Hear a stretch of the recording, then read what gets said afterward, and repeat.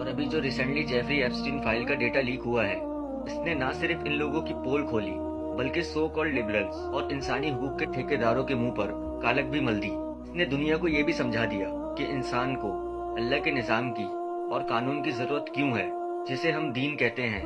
अगर दीन ना हो तो फिर वही होता है जो इलीट क्लास कमजोर लोगों के साथ करती है, और फिर उन पर दुनिया का कोई कानून लागू नहीं होता, चाहे वो अमेरिकन ही क्यों ना हो। जेफरी एप्स्टीन, जो ब्रुकलिन न्यूयॉर्क में एक सिंपल सा मैथ का टीचर था, लेकिन अचानक उसकी किस्मत ऐसी बदली कि कुछ ही सालों में वो बिलीनियर बन गया।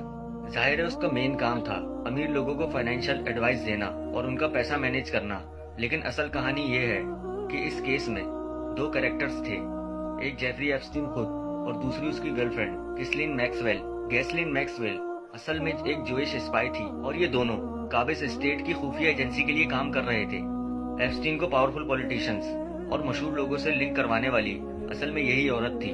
इन दोनों का मकसद ये था कि दुनिया के सबसे अमीर और सबसे ताकतवर लोगों को एक अलग दुनिया में फंसाया जाए, जिसे एप्स्टीन आइलैंड कहा जाता है। ये एक प्राइवेट आइलैंड था, यहाँ दुनिया के सबसे इन्फ्लुएंशियल लोग बुलाए जाते और फिर वहाँ वो हर घिनौना काम होता जो आप सोच सकते हैं, खासकर छोटी बच्चियों का रेप, उन्हें टॉर्चर करना और फिर उन्हें कत्ल कर देना।